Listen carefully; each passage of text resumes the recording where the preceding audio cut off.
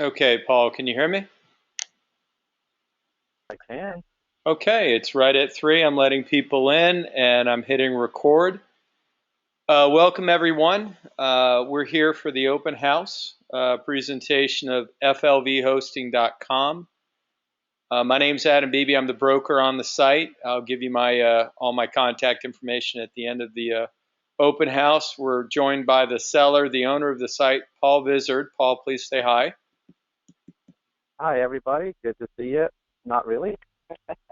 Yeah, virtually so. And is it Vizard or Vizard? It's bizarre, but that's fine. Vizard, sorry about that.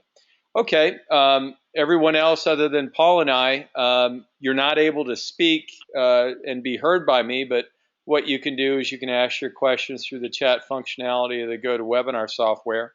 All questions will get asked either in the moment or if I know that we're going to be covering that topic later in the open house, I'll hold off on it, but all questions will get asked verbatim. If you haven't already dialed into the audio, please do so now. And I'll do a last call for questions at the end of the webinar. Before I forget, two things: this webinar will be live on Latona's as a recording. That'll happen within 24 hours, as well as if you do want a prospectus on the site, I can send you one. I do need you to request one via the widget on the listing page, or you can email me to the email that'll be later in the slides here.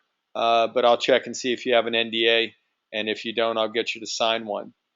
Now, without further ado, let's go ahead and dive into the actual deal here. What we're looking at is what's available to anyone to look at on Latona's. This is the annual revenue, expenses, uniques, and page views. Some other data points: PR of 4. It's been live for over 10 years, 10 and a half years. The annual profit 27,600. Ask is 59,000. And if you click on the blue numbers, you can't really make them out as blue here, but on Latona's you can. If you click on those numbers, it will, and you're logged in, it'll show the trailing 12 months of revenue, expenses, uniques, and page views. So right at a 2-year multiple on this site.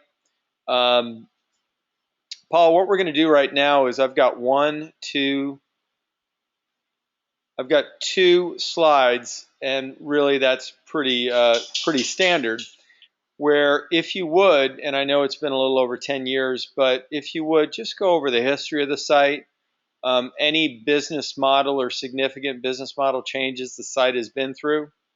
If you're the sole owner, again, what the history of the site is, if you bought it, if you created it, and also any social media presence that you have, if you would. But let me have you spend a few minutes just going over, a high level history of the site, if you would.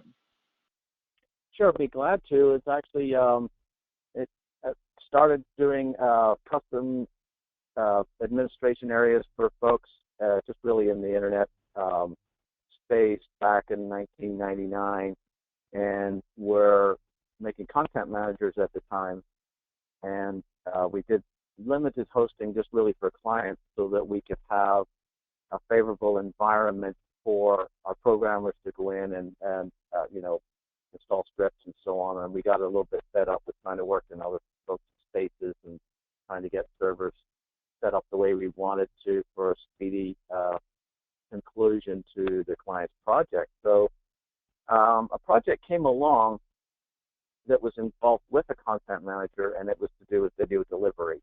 And at the time, it was the choice of Real Player, Windows Media Player, QuickTime, and so on. And at the time, Flash and FLV as a format was not around.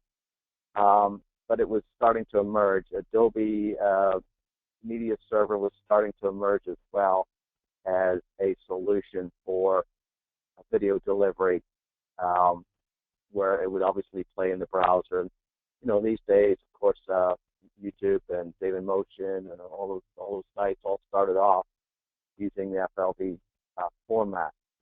So what really happened was that based on this one project where the gentleman wanted to have this ease of video delivery, but they were very large files. They were, 2-hour either seminars and educational things. And he wanted a particular way to deliver these at speed with no buffering and obviously without them being taken as well, because there was a proprietary, it was actually a doctor who taped his operations in, and he charged other doctors to go see them, which is now, of course, uh, much more prevalent than it was. So when Adobe came out with the what's called RTMP streaming versus HTTP streaming, or progressive streaming as it was known then, they also brought out the FLV Flash Live video format that enabled live streams to occur or video playback. So we developed the site to offer the hosting not just to clients after we completed that project, but also to offer the hosting aspect of it and development to clients who needed that hosting for the FLV format. Now, these days, of course, that FLV format is less used, still around though, and of course, MP4 is much more prevalent, especially when being used for mobile devices such as Apple and so on didn't play very well nicely. They had that whole feud with Flash. So it's progressed now to where we've added MP4 as a video format. When we first started, you could, of course, encode any file on the fly, so you could upload a Windows Media and it would turn it into FLV.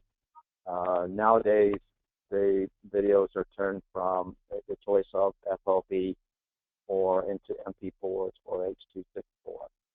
So the client has that option on upload. And then within the client area, they can then decide to create a player with different controls. And then we spit out a code that has some encryption to it, so that the video can play instantly and also not be downloaded.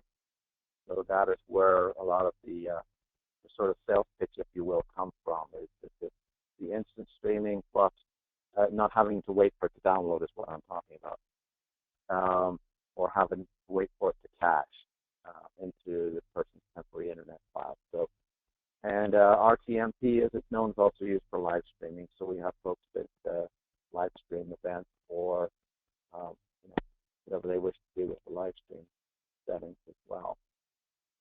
So the site itself is the FLV part is not as much of a key word as it used to be. People still search for FLV hosting and Flash hosting and so on. So it needs to be a bit of a push towards the MP4 side of it.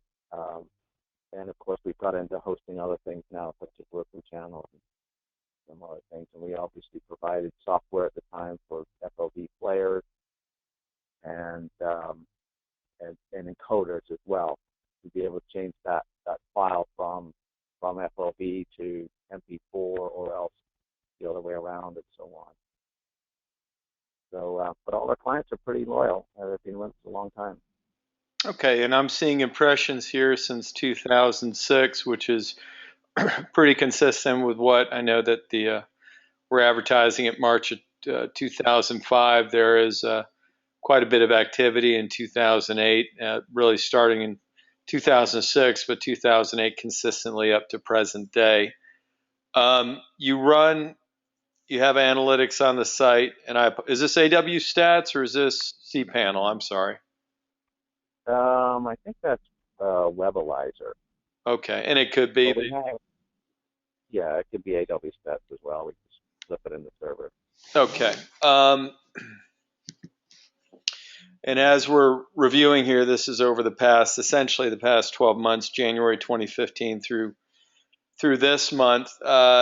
What happened in September or in May, or I guess what specifically, are there specific months going over the years? Are there certain months that you get more traffic than others? Well, the internet in general, we kind of follow that path of the internet in general. It drops a little bit in the summer, and then it kind of picks up first 6 months of the year. Really are the key months for increased activity. I do need to note that this is actually FOVhosting.com is the kind of a sales site per se, whereas the actual traffic for video playback and so on actually goes to the FOV network, which is the proprietary client administration area where we have obviously the admin that runs the business and adds clients and so on, and controls their accounts, can turn them on and off, for non-payment or whatever reason, um, and can manipulate their account. And then, of course, we have the client login area where they upload their videos or create a player or, create a live stream and take the embed code that they need from there to use the account. So the actual video traffic goes to a different domain. Okay. As far as backlinks, you have quite a few of them. Have you done any link exchanges? Bought any? What do you do as far as backlinking goes? Well, since we released software, we released in the early days we would charge for software such as encoders and converters. If you want to convert an AVI to FLV or MP4, that was the kind of software that we put together for that, and we used to charge for that. And these days we give it away free in return for the traffic, in the About Us and so on. And the players themselves have a right click and it takes to FLV hosting as the main catch-all site. But to answer your question about backlinks is that what we generally did when we released software was to complete a pad file for it and then release it to the software suppliers such as I think Brothersoft is one, Softing, CNET. I think we have a couple of products on there. HotScripts is another one. So a lot of those pad files are still out there providing us with those very good backlinks based on the folks that want the free software or the free player. For example, free HTML5 player, we give that away, and it has obviously links back to us and it shows folks how to use it. And so that has really been the marketing strategy in order to not have to go, pay for keywords and so on because they were ubiquitous in the actual description of the software that we were giving away for free. Okay. And you'll see some or you'll hear some delay there. I may be addressing someone's question offline here. Emerging group, contagious graphics. Well, obviously CNET. Um, what are some sites that you have, a linking relationship with that I guess, for lack of a better thought, you feel most proud of or most valuable? Obviously, CNET. Can you think of a few sites that are worth mentioning?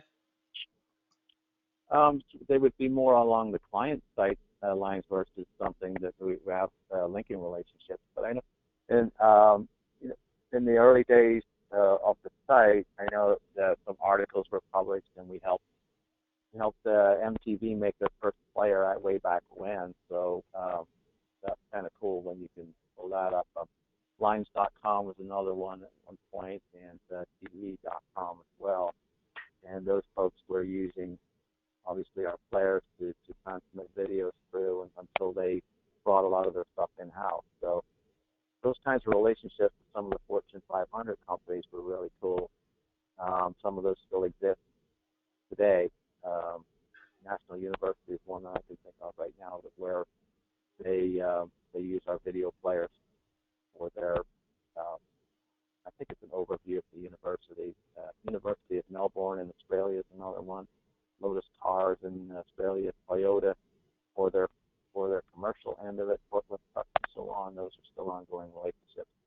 So that traffic actually does go through FOV network, but if the player is used and you right click on the players in general, it will bring them back to FOV hosting.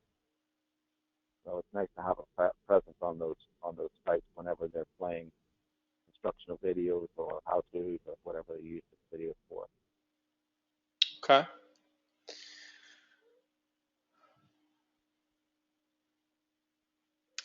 There was a spike as far as with the, and this is SEMrush. This is what anyone can go to. I see a lot of activity, and this is over 12 months. I see a lot. Sorry, I can't quite read that, but it looks like the beginning of the year. Can you think of Mhm. any reason why it's elevated at the beginning of the year, or is it just because it follows internet trends? Yeah, no, it's the nature of the business, really. We're such a specialized niche market website that, in general, when it gets to January typically through the first 6 months of the year, um, folks are changing jobs, and their boss is suggesting to them, hey, we need a solution for this, that, and the other, and go find it. So we find that activity is usually higher in the first 6 months of the year, based on job changes or companies looking for a solution to their video delivery. Um, being a niche market, that we tend to come up in searches for particular search Okay. Top keywords you're ranking for number, and I know this is in the prospectus, but are you have you bought, and also are you over the past 12 months, have you bought any AdWords? Have you bought any traffic? No. Okay. Uh, And as you far know, as, go ahead. huh? Sorry. Well, I mean, this will come up a little bit later. And the reason for selling is that I actually bought a television station a while back, and it's been taking up a lot of the time, and that's the reason for selling. This business opportunity is one where the folks pay every month on a recurring basis. They keep up their hosting, um, and so there's obviously that residual income that's coming in for just making sure that the servers stay up, and that they're connected, obviously. And so the opportunity here is to have that income and then build on it by doing more marketing Mm-hmm. that hasn't been done by me in the last, pretty much 2 years. So yeah, we've got some organic searches out there, and we've got a bunch of links and so on. But somebody that puts a little bit of time into it, even if just a couple hours a week, just to go market it and go grab some clients, they could certainly increase their income significantly. Well, it's good that you've got the built-in traffic in the form of membership and paid subscriptions. So that's not Right. at mercy for Google or any Google updates. That's positive. And Yeah. like you said, someone can do some SEO and some paid traffic and just augment that. Um, Yeah. It's not really a membership per se. I mean, they're paying a monthly fee just like you would to GoDaddy for your hosting. The specific yeah. Eh, key is that our servers are geared towards high-speed video delivery, so it's a little bit more specialized than I just use that a little bit, hosting. and you're right. They're not synonymous. I use the monthly and the paid, Yeah. and you're absolutely right. Thank you for correcting me. They're not synonymous, so I apologize about that. As mentioned, spike here in September as far as the amount of uniques, but as we have been talking over the past few minutes about a pretty constant um, amount of uniques, hovering just over 1,000, based on the business model, that makes sense. The views tend to be a little bit less of a uniform. What do you attribute that to? You have a set number of people, uniques coming into the site. Why would you say the views per month are a little bit more non-constant? Yeah, I mean, I think it's sometimes when we go post something on a forum or answer some of these questions, we're still a little bit active in them, and when people ask us questions on different hosting forums or wherever, and that's usually the attribution to that. So Okay. Scroll ahead here. Paul, let's see. These are the slides you sent in. So we've got 1, 2, 3, 4, 5, 6, 7, 8, 9, 10. Did a great job. We've got, it looks like 9 or 10 of those. This is the part of the open house where you're going to be doing quote unquote all the talking. What I'm going to do is put myself on mute, and as any questions come in, I'll ask them at the end of the admin section. And anyone listening, please, your admin questions as far as the back end operation of the site, please send those in, and they will be asked. If they are not addressed within the flow of the conversation, they'll be asked at the end of the admin section.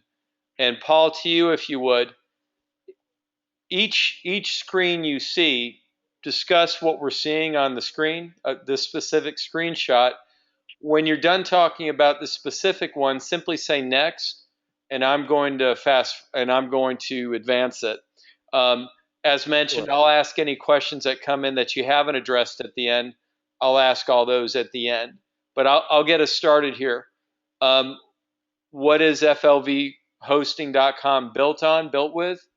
And I'll have you take it away. What are we seeing right now? Sure. Actually, these look like they're a little bit out of order, and that's probably my fault for not numbering them as such. The particular screen that we're looking at the moment is, if you can see by the top there, it's by the URL, it's the FOV network, and then it's the admin, and then the video format. So what we've built is two sections, one for the administration of clients and the administration of the players and encoding of the video. So basically, the client has an AVI or a Windows Media video, and they want to embed that code somewhere in their website or wherever, and they want to convert it to either MP4 or else an FLV. So what we decided to do is to build a model where we could actually add different outputs of the file after encoding on the server. So in other words, instead of having to go reconfigure the whole server all over, we decided to make the program accessible to enable that to be activated in the administration area.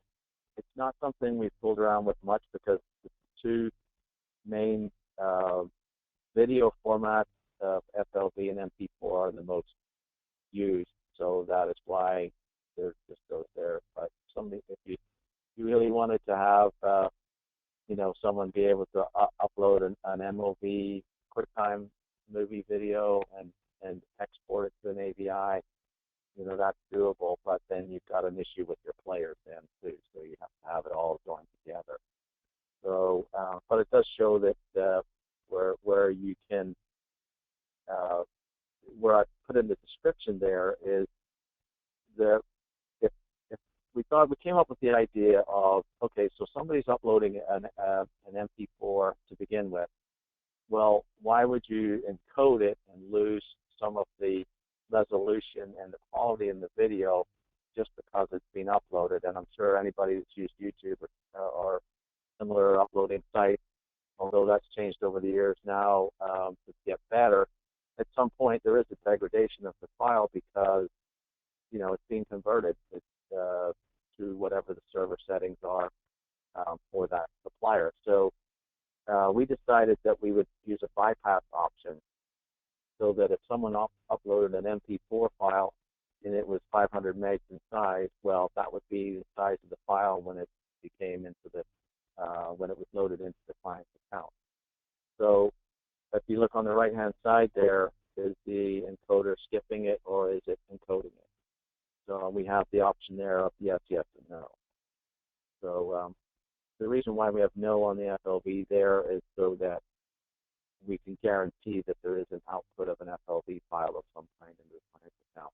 If they don't choose FLV while they're uploading the file and they're just hitting upload because they're in a rush, the server will configure it as FLV as the format as a default. So if you want to hit next, that was the purpose for that section. So this is actually the dashboard for a client, and there are some how-to videos that we have, and I'm happy to provide any other how-to videos either for the admin or for client. But this is basically the dashboard of when a client logs into their account, what they see first. It shows them their stats. This particular client is obviously approaching the levels of their hosting for space. Their bandwidth is not being used per se, or it's certainly not in a worrisome fashion. And it has the traffic summary there. And then, of course, below that, it has, okay, what can you do next? Do you want to upload a file? Do you want to embed videos? So it's all fairly easy for the client to see what to decide to do next. And there's some redundancy at the top as well. So some folks like to have the menu at the top of the page. Some like to scroll down. So we decided we just put some redundancy and have the same options in the account, even though they're top and bottom. So if the client clicks on any of those, it'll take them to the next section, whether if it's a live stream player, you can see that on there as well. They would decide what to do with that link to have a live stream, and then construct the player, change the colors, change the size, and grab the embed code for their website.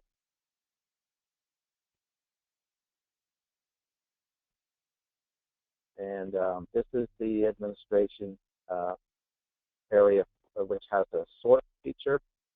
So I have it on the right-hand side of the page. You'll see 200 per page. It will go up to 500 per page.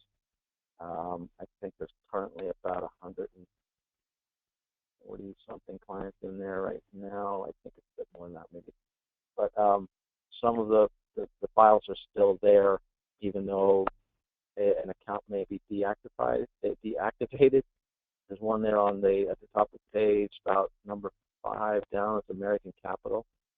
You can see their standard account is set to no, and that means their account is deactivated for non-payment at the moment, and they're deciding whether to renew. So our policy is if someone says to us, we want to cancel, we will actually put their account on hold before we delete the file. And the reason why we did that was because we had instances where one employee decided to cancel because they're in accounting, but the tech guy didn't know, and he's now having a cow because the account he thinks is being canceled with us, and he still needs it. He still needs the video. He needs to reactivate it. So we've had the instances where accounting has gone ahead and renewed or paid the bill or whatever, and then we were able to activate the account back to normal instead of it being gone forever just because it was deleted.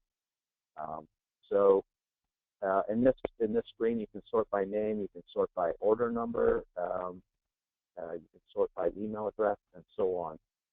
All these headers at the top here with the client name, the code, order number, and so on can all be sorted towards that. So if you've got a client on the phone, you need to know their name or their login, or you have one user on an account and you have another. One doesn't know what the real username is to log in to retrieve its password, things like that. You can search from this screen in a fairly easy fashion and find it. So that's kind of a neat feature. So this, I think that's a continuation there of the same search feature, just so you can see whether you do a search by name or email in that feature as well.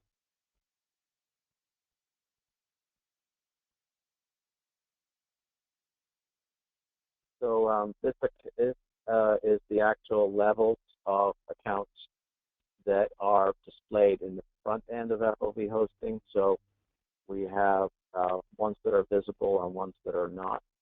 If we ever want to do a special deal with someone, you can come in here and create and add new and decide what their level of storage and what their level of bandwidth is that you want to make for them. So that's if you wanted to do something different than it's already there. You can see by the screen is quite clear here, but you do it here where the standard account is 10 gigs of storage and 200 gigs of transfer. You can obviously hit edit and go and change that to 15 gigs and 300, whatever you want.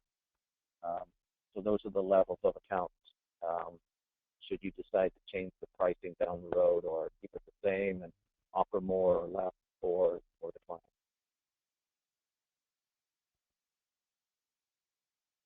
I think we're okay to go to the next one there.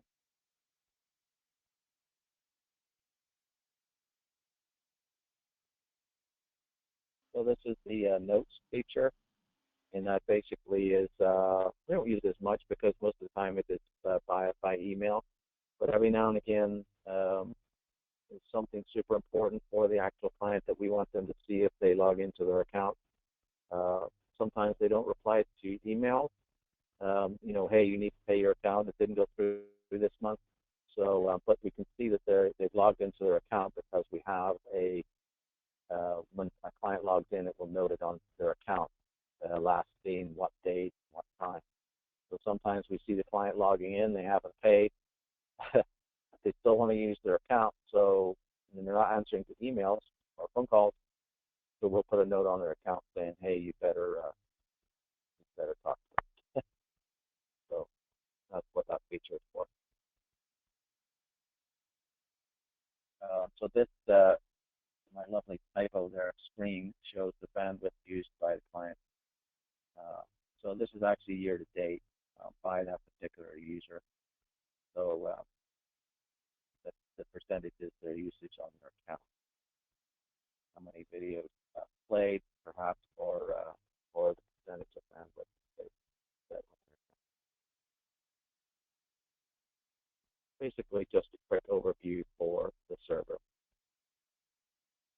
So this is that one is for the video players. So for development purposes, if we wanted to add a new player, such as an HTML5 player with a different menu, different screens and so on, we would develop that and upload it into the depository and then activate that player, whether it's enabled means that it's enabled into folks' accounts. So it's visible in their account. If it's not enabled, then we would be checking it out manually before we add it in for use as a single video or actual playlist video or live stream. So those are the players that the clients embed into their website, and that's how we came up with a way to handle those on a simple basis. To if a player's not working and needs looked at, maybe it's not playing in Firefox, but it is in Internet Explorer or the other way around because the internet decided to change browsers, how they play videos these days. That sometimes we have to take it out of commission, go work on it, update it, and then put it back in for being enabled. So that gives us a super easy way to handle the actual players that are provided to the client.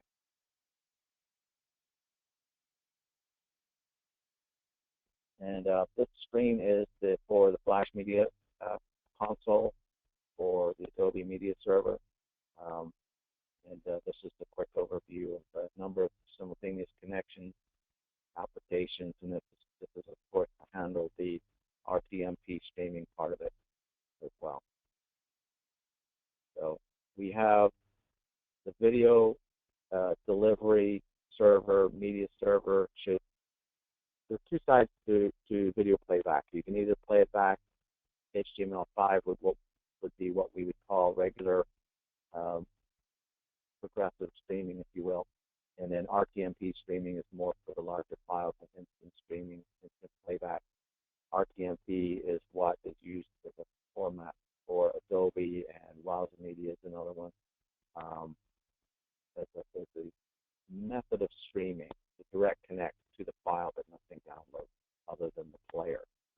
So the media server here will show you the number of connects and should you need to restart that part of the server. So we actually have fairly unique, most folks don't do this, but we actually have the media server and the HTTP on the same server on this particular.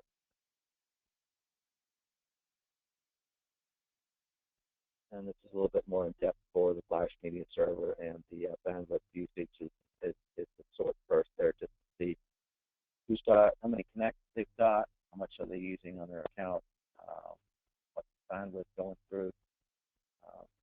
This is an awfully good tool should the client have um, some abuse perhaps. Maybe they've gone over the limits on their bandwidth and we've got to figure out why. So we can come in here and take a look at the usage on the client's account, where it's coming from, and go sort it out and take care of it.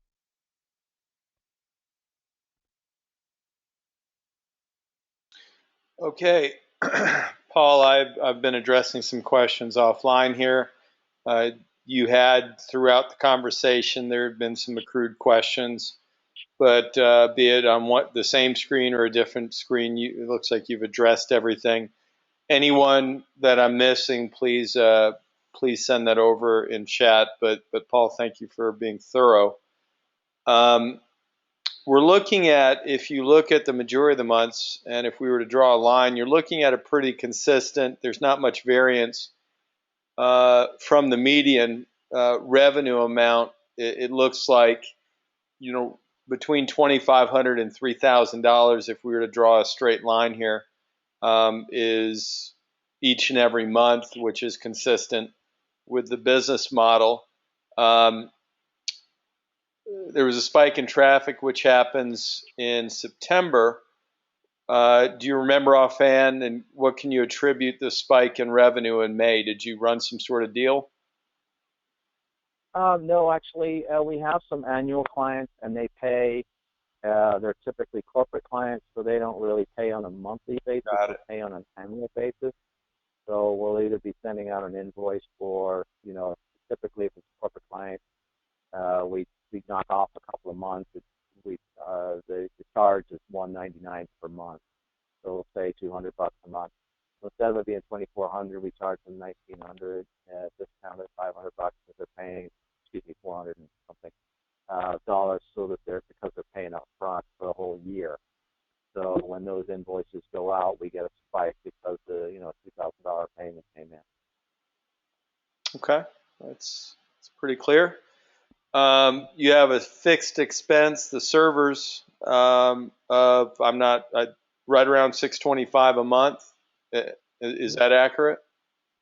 Yeah, I think it's 635 per month, and then every now and again, about once a quarter, we'll have a couple $100 just for a server administrator to go check it out and upgrade any plugins or anything that's required to make sure the server is running correctly.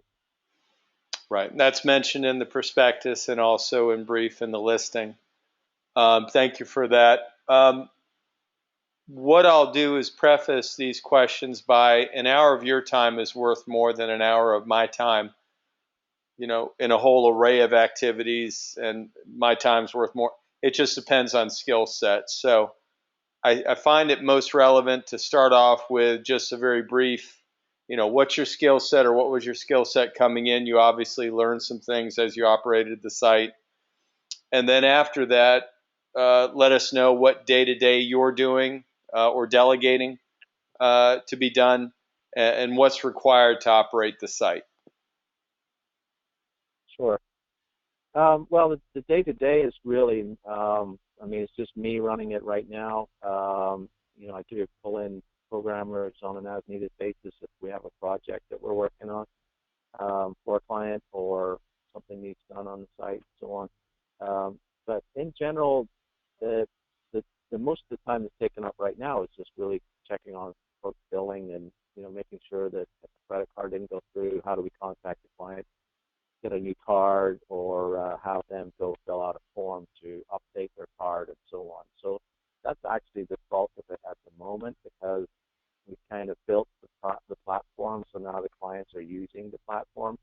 So unless something comes out as a brand new technology that we would need to know about, 4K is the one that's emerging right now, and this actually helps the business because the file sizes are larger, which is great. Now it's more bandwidth being used. So I'd certainly recommend looking at new formats and where to take the site after purchase. But at the moment, I'm really spending a couple hours a week, and it's mostly just on billing and customer service. Okay. All right. If you were to keep the site, what would you do to grow it? I would definitely look at some of the emerging markets, such as the 4K hosting. We have put that on put that on the site as a preliminary kind of a hook to see if we're getting any inquiries out of that. We've had a couple. 4K is really in its infancy as well because the cameras shooting video out there aren't quite as ubiquitous as the ones that are that are still in HD at the moment. But that's changing also as the videographers and the actual companies that use them as well, or the companies that request 4K video are starting to request it. Um, TV screens are getting bigger. Compression on files is another way to look at the growth of the market. To figure out a way to make the files as small as possible with the highest amount of quality would be another aspect to get into because that it's all well and good for the quality to improve on video when you watch it online or on box like Apple TV or whatever, Roku box and so on. But the files are going to be a lot bigger, so that's good news for the hosting business. You need more storage and you need more bandwidth. Okay. Why? Well, you mentioned it. Why are you selling? Yeah, it's this TV thing is what it's one of those things where you create a stick to beat yourself with. It's kind of like, well, somebody suggests you ought to take over this television station. I'm like, yeah, you're right, I should. So because the hosting kind of does run itself a little bit, unless you're out there marketing it all the time.